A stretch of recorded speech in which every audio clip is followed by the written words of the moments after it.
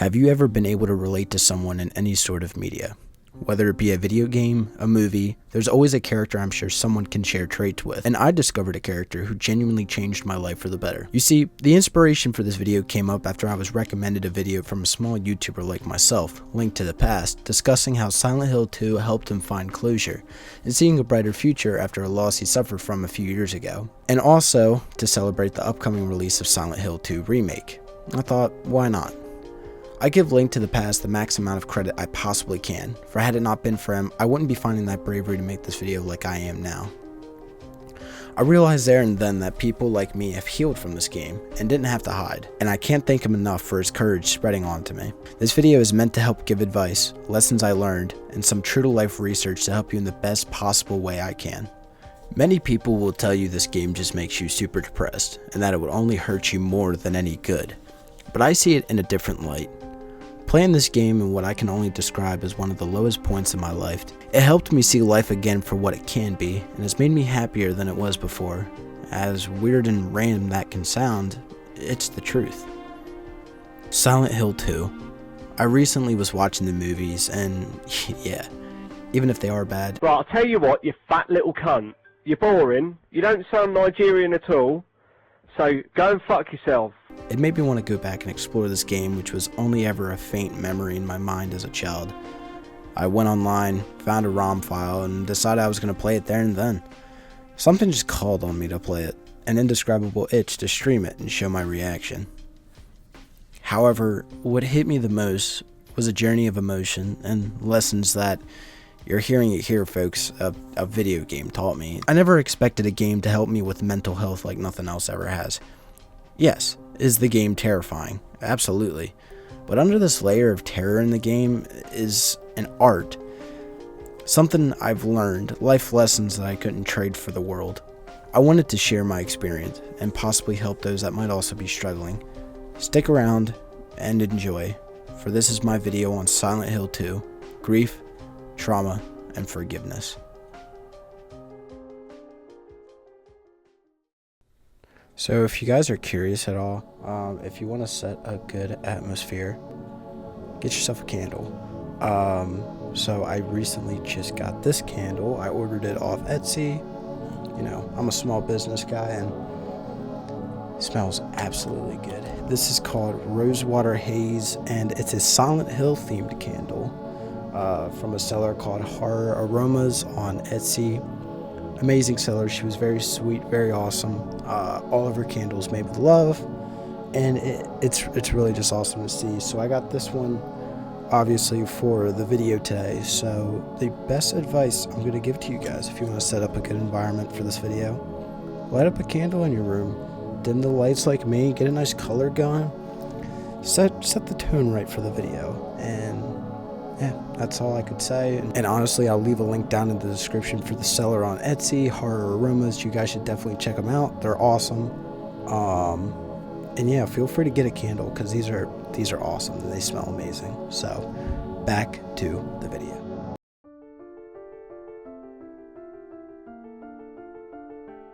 Before we can really get into the icing on the cake, however, we have to discuss 3 different characters that the game focuses on: James Sunderland, Eddie Dombrowski, and Angela Orozco.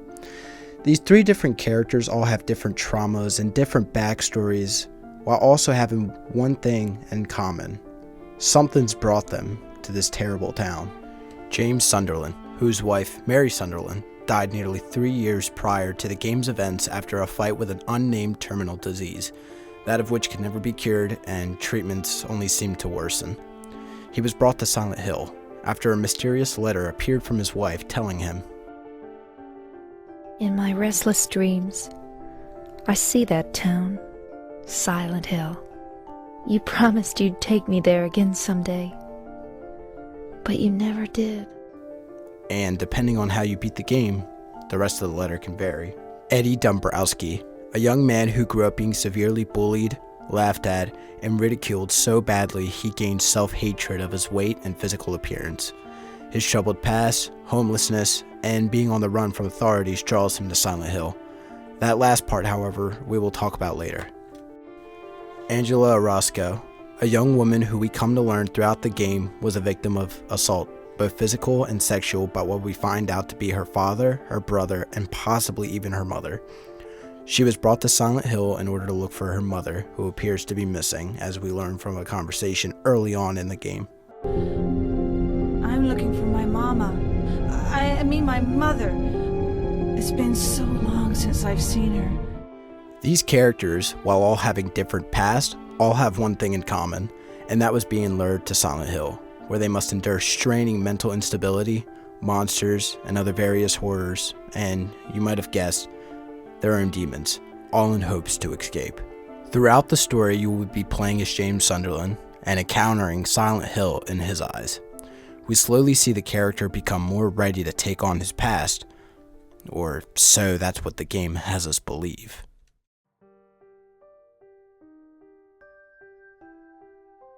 James starts out in the beginning of the game, clearly still mourning the death of his wife, and is in a local restroom spot looking at himself. He is seen looking at himself in the mirror, almost in a way if you were trying to figure out if you were in a dream, or if you are even real. James Sunderland was played by Guy Seehee in what was the first and really only role he ever had in any sort of media whatsoever. But fun fact for this video, it wasn't even intended. Guy Seehee was only present at auditions because his daughter was auditioning for the role of Lara in the game.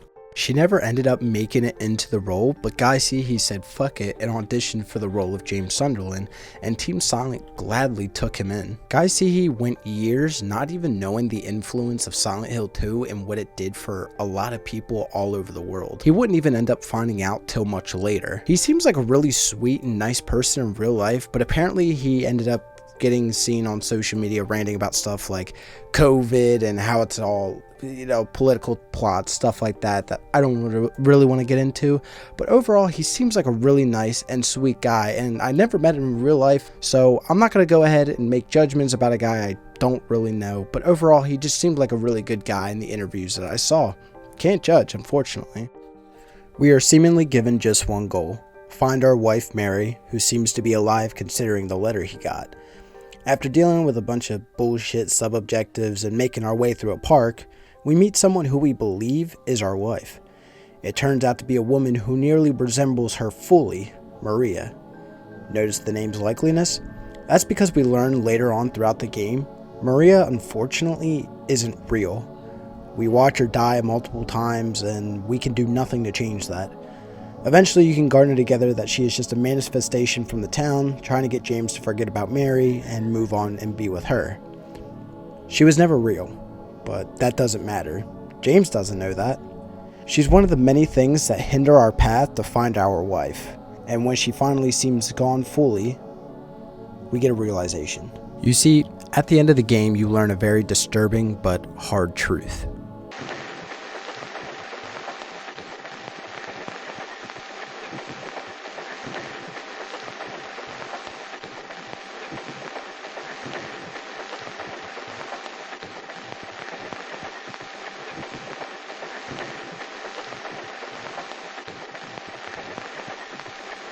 James killed Mary, strangling her with a pillow and ending her suffering.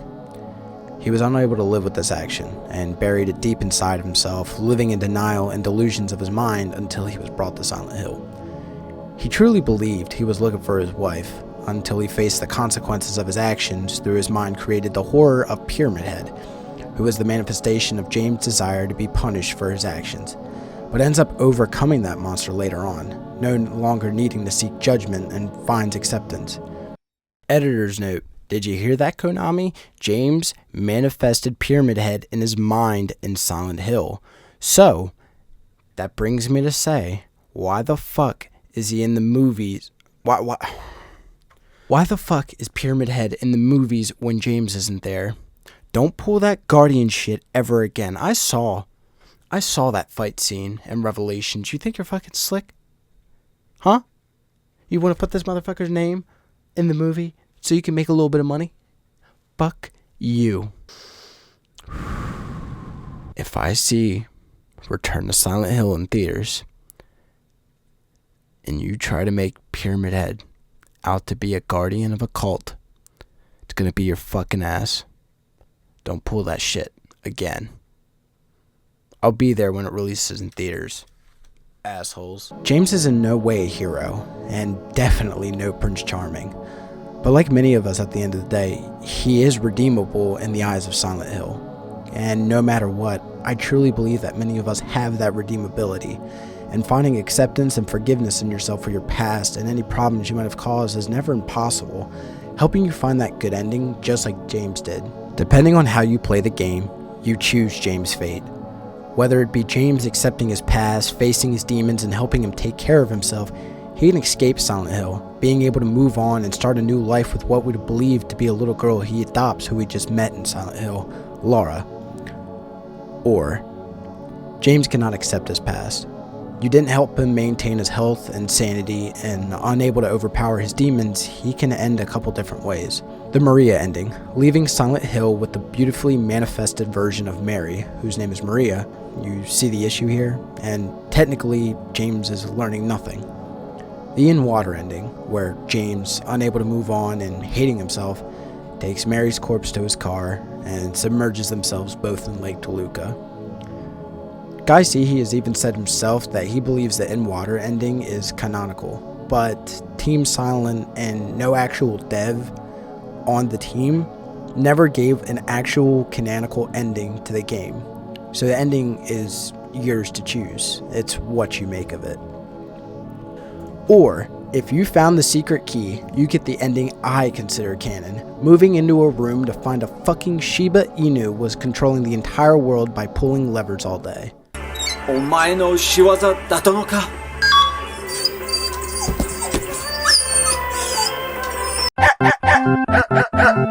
Nah, but in all seriousness, this game does something amazing that I feel not enough games do, which is, depending on your actions, as in you, I mean the player, choose James's ending.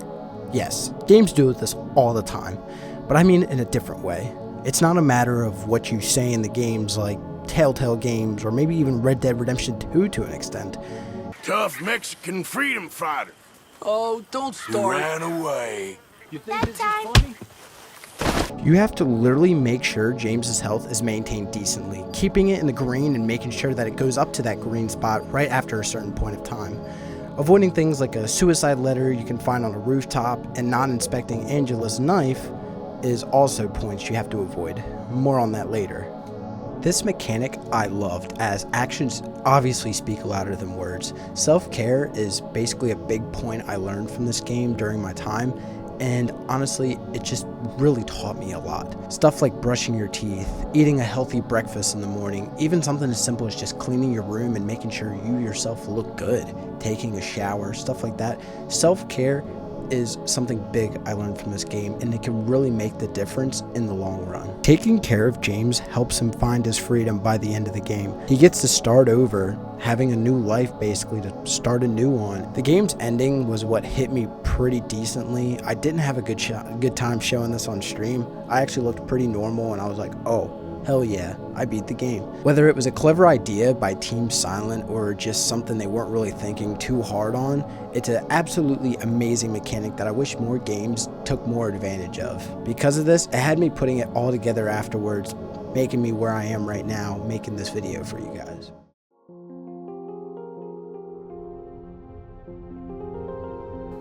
Oh Lord. Eddie Dombrowski. What can I say about this character that hasn't been said before?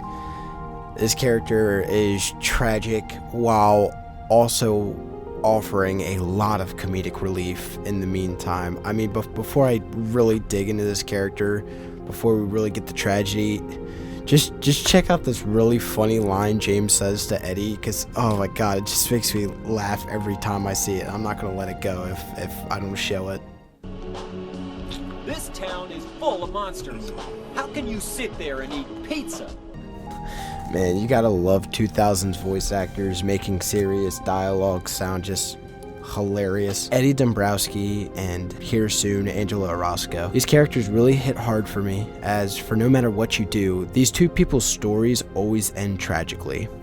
Eddie falls for the mind trickery of Silent Hill, and by time his boss fight comes, he's got a few good words for you, albeit a little silly by the voice acting work, but it plays like this.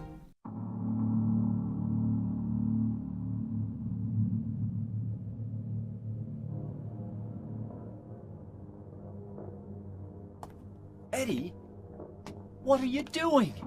What does it look like? He always busted my balls. You fat, disgusting piece of shit. You make me sick. Fat ass, you're nothing but a waste of skin. You're so ugly, even your mama don't love you. Well, maybe he was right. Maybe I am nothing but a fat, disgusting piece of shit. But you know what? It doesn't matter if you're smart, dumb, ugly, pretty. It's all the same once you're dead. And the corpse can't laugh. From now on, if anyone makes fun of me, I'll kill him. Just like that. We watch Eddie go from declaring innocence and denial of any wrongdoing to basically batshit insane. He kills anyone in the town who looks at him funny, even attempting to murder James for his response to the situation. Granted, James doesn't have very good responses to situations like this, but this is definitely what sends Eddie over the edge. Eddie, have you gone nuts? I knew it. You too. You're just like him, James. Hey, I didn't mean anything. Don't bother. I understand. You've been laughing at me all along, haven't you? Ever since we first met. I'll kill you, James!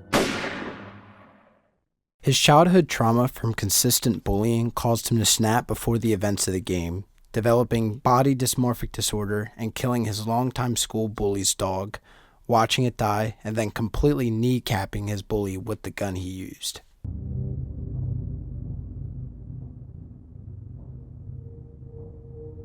Do you know what it does to you, James?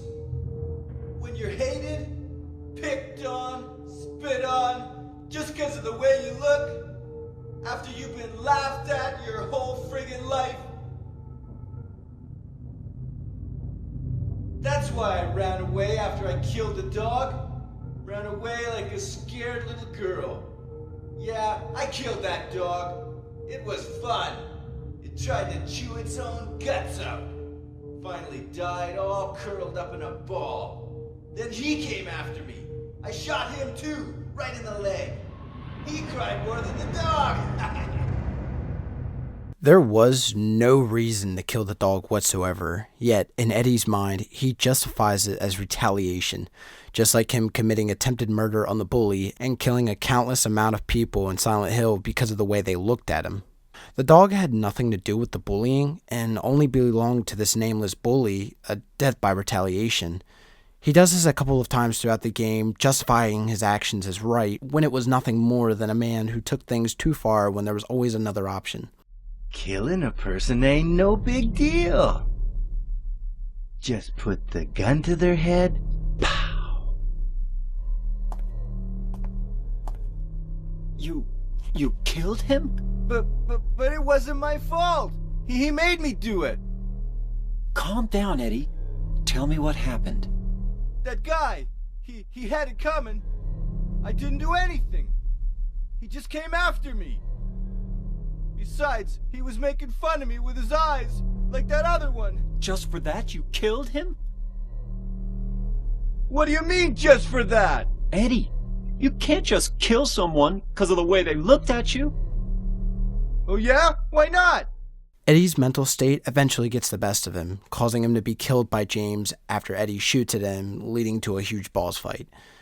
Eddie's story was sad, as there was no other ways to solve the issue instead of murder. At least, so he thought. Eddie dwindled down a cycle of paranoia, delusion, and destroyed his own mental health.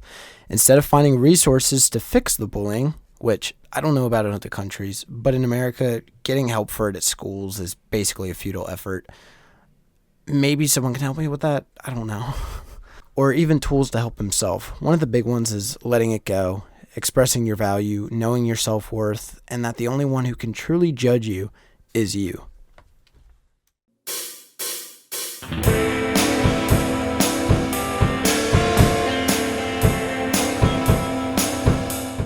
Angela Orozco is also another one that is purely tragic. Growing up in an abusive household, it is hinted at various moments that she was physically and sexually assaulted by both her father and her brother.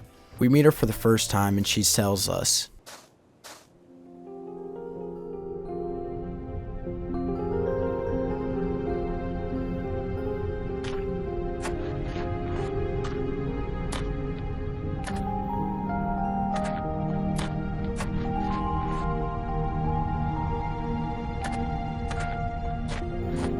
Excuse me, I'm sorry. I No, was it's just... okay. I didn't mean to scare you. I'm kind of lost. Lost? Yeah. I'm looking for Silent Hill. Is this the right way? Yeah. It's hard to see with this fog, but there's only the one road. You can't miss it. Thanks. But Yes? I think you'd better stay away. This town, there's something wrong with it. It's kind of hard to explain, but Is it dangerous? maybe. And it's not just the fog either. Okay, It's... I got it. I'll be careful. I'm not lying. No, I believe you. It's just... I guess I really don't care if it's dangerous or not. I'm going to town either way. But why? I'm looking for... someone.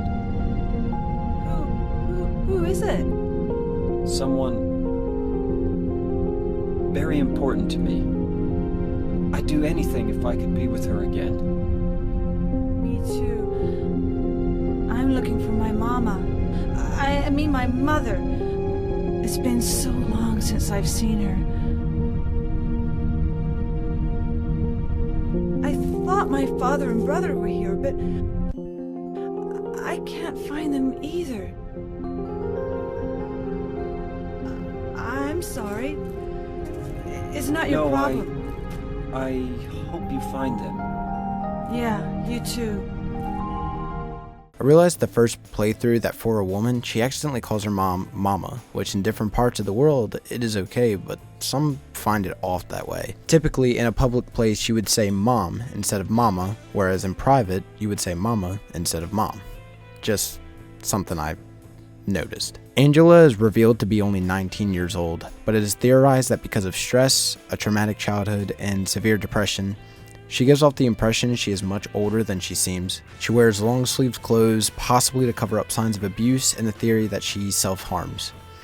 As shown in the cutscene, when she is on the ground, she is holding a knife. She yells at us and then goes to immediately apologizing afterwards after we had tried to approach her to take the knife away from her. She then gives us the knife afterwards. Another thing that caught my interest is in order to get the bad ending of the game, one of the requirements is actually inspecting Angela's bloodied knife. During other encounters, her mood and attitude towards James will change in the snap of a finger. It is said and theorized by other people in the Silent Hill community that she suffers from severe depression, social anxiety, complex post-traumatic stress disorder, social anxiety, and even possibly bipolar personality disorder. It is devastating to see, as Angela truly suffered from a lot growing up. In many ways, I could relate to her in some areas than others. In our final encounter with her, for a moment, she believes we are her mama, but when it turns out not, we can see at that point she just completely loses all hope, and out of our control becomes beyond saving. Mama! Mama, I was looking for you! Now you're the only one left. Maybe then I can rest. Mama, why are you running away?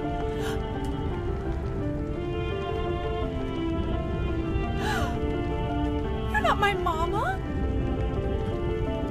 It's you. Oh, I'm sorry. Angela, no.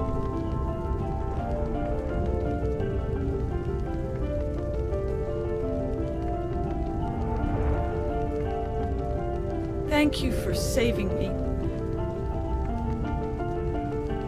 But I wish you hadn't. Even Mama said it.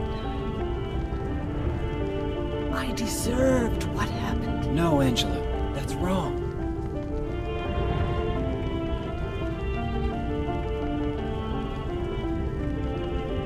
No, don't pity me. I'm not worth it.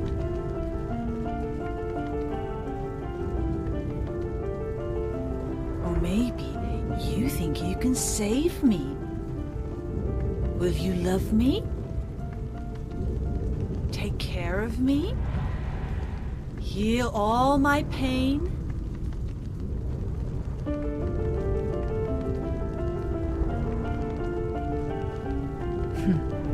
That's what I thought.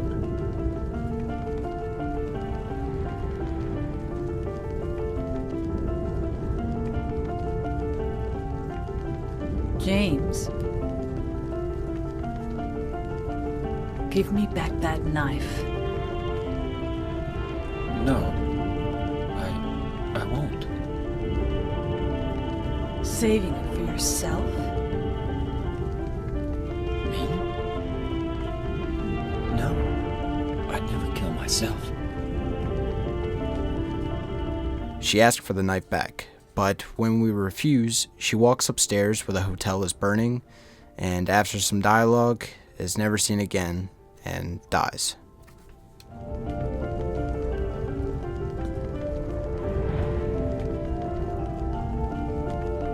It's hot as hell in here. You see it too. For me, it's always like this.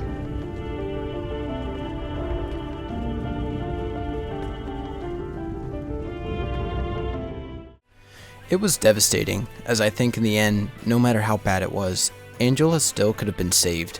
But with James being a bumbling idiot that doesn't know what to say properly, and him fighting Angela's demons for her during the abstract daddy boss fight, she lost all hope.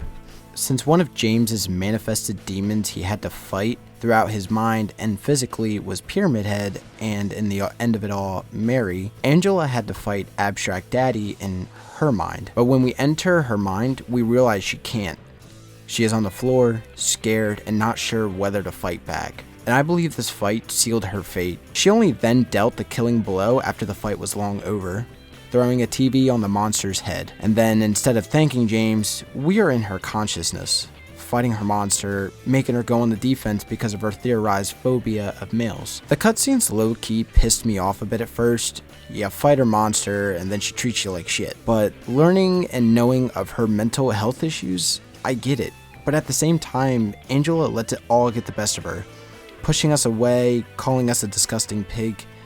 I get it, as in her mind, she probably sees James as no different than her father. And once again, James says the worst stuff you could possibly say to someone in that type of situation, only making it worse. Angela, relax. Don't order me around!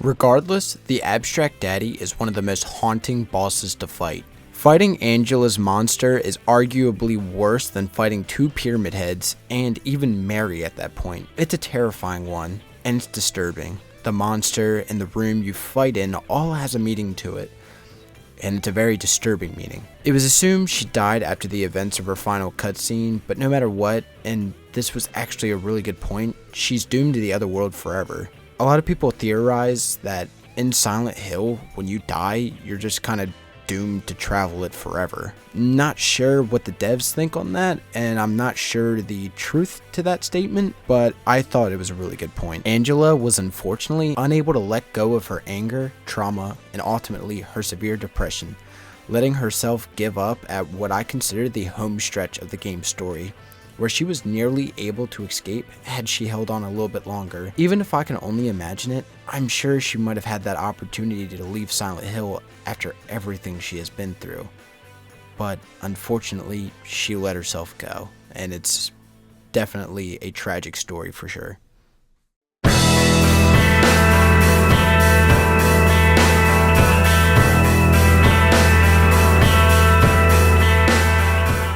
Psychology Today reported that trauma that stems from childhood is more likely to lead to bad addiction during adulthood. You see, addiction develops in your dopamine pathways. When it gets overwhelmed, it typically needs that feeling again to keep up the dopamine. Dopamine is what can be keeping you happier, stress-free, and maybe more energetic. However, as good as that sounds, it gets bad when you become unable to do everything activities without it. Trauma and personal loss of a family member are some of the leading factors in a deregularized stress system, making you more vulnerable to addiction. Many states and countries suffer with drug epidemics. My state at one point had the most highest record for overdoses from heroin and fentanyl at one point. It's sad to see, as many states still don't provide support or outreach for stuff like this. It's terrible and can cause heartache for many families. Sometimes there is relapse involved when someone goes clean. It ranges from 40 to 60% likelihood for substance abuse and 50% more likely to relapse if you suffer from hypertension or asthma, as research from the National Institute on Drug Abuse. If you feel you are suffering from drug abuse, never forget it's okay to reach out for help. Families are there, and so are treatment centers and options. If you feel you are lost on what to do, reach out to 1-800-662-4357 for the SAMHSAH National Hotline. There's always options, and I'll be sure to show it again at the end of this video. Like many, I also struggle with problems like this. I'm addicted to vaping, an avid drinker, and a big gambler. Things like gambling online with G2A's crate bundle that gives you randomized Steam keys, or even betting on apps like FanDuel Casino. I would pour money into stuff like this as it made me happier, but at the same time was damaging to my financial lifestyle and my mental health. Don't get me wrong, drunk gaming is fun as hell. I would never outright throw it out, but if you can at least cut down on some bad habits one day at a time, and maybe even cut some other bad ones out, your life can change for the better. But the takeaway from that is I am very much trying to quit. I actually just ran out of my last Views pod, and I'm looking forward to getting off that and hopefully going to alternatives, something that might be less addicting, and hopefully eventually just quit tobacco and nicotine overall. Overall, developing addictions like this try to make you happy, but in the long run, it can only make things worse, further damaging your psyche. I'm not an expert, I'm not a scientist, but I've been there, and I would say experience is always the best. This game was something that honestly hit me hard and hit a chord in the heart. I've struggled with depression, anxiety, and various other health issues. You see, back in 2021, I lost 3 grandparents in a year. Yet, in every single one, I was stacked with things that caused me to break. Whether it was blame, regret, or not being there mentally, being able to handle it as I feel I should. In the beginning of 2021, I'd actually enlisted in the United States Army Reserves. I lost my first grandparent, and then before I left for boot camp in the summer, my grandmother I grew up with started to not do so well. But unable to do much, I had no choice but to kind of shrug it off, and the next thing I know, I'm on a plane to Fort Sill, Oklahoma. Sometime during boot camp, my back completely gave out, giving me an agonizing pain that I couldn't bear and kept pushing in hopes to see home again. Originally, in my initial draft of this video, I said I regret joining, but that would be outright denial, unable to accept the past and move on. In the end, I still learned a lot. Even if it caused me pain and back problems I may never end up getting rid of. But however, I can say I leave no thanks to it other than it contributing to me rocking a bitchin' hairstyle. Could you just imagine an alternate reality where right now I'd probably be making this video probably either with a shaved head or short hair? Fuck that. There's a lot I learned when doing research for this video. It is okay to forgive. Hanging on to that hatred in your heart can do so much damage if you're not careful. And it's okay to not want to forget what someone might have done, but it is okay to let it go. Move on and not let that hurt and pain define who you are. If I were to ask you, where do you see yourself in 30 years? Your answer may likely be, I don't know. And know that that is perfectly okay. Everyone's future is uncertain. Tomorrow is never promised to us, and it is just never worth hanging on to that hatred and rage as your last feelings. Ask yourself, how do I want to be remembered? Regardless of the answer, you need to know that you have to make the most of your life with what you are given. be happier, a little nicer to those around you. Don't let hate and pain define you, and teach yourself to be a little happier each day. It's okay to take that pain and situations that might have happened in your life and forge you into a better person, but don't let it be all that you are known for. Remember how I said I had went to boot camp? Well, coming back home, when I was finally discharged and just told to get the fuck out of here, my trip went in 2 flights. One of them dropped me off at Atlanta, Georgia. This was a place that, for me, I never really hoped to talk about, as when people ask me about my experience, I simply say, don't go there.